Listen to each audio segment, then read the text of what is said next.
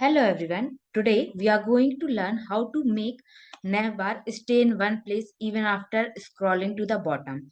As you can see right now, if we go to bottom, the navbar is gone upward and we are not able to see it. But at some time when we want to see some menu option and other things, we want that the navbar is always shown on the top.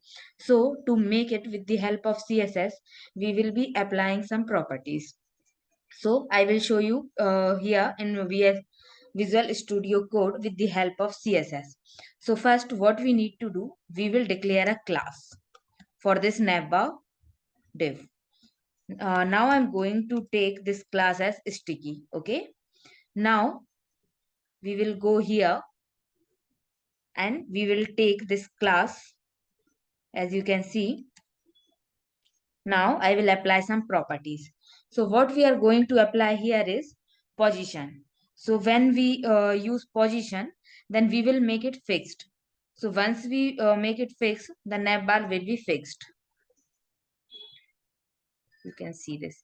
But as you can see, although it is fixed, but the area it is showing is it is not what we want it to be. So we will apply some more properties, like we will give top as 0. Now we will again see what changes it will be. Okay. Now I will again apply one more property, which is width. So as we can see in width column above, we haven't given any width. So it is coming 100%. So here also we will give it as 100%. Right now what is happening? It is taking width till the content. So once we make it as 100%, now we will see. Yeah. Now as you can see, the navbar is stuck above, and if we scroll it like this, then it is scrolling, right? So that's it from my side. Thank you for watching.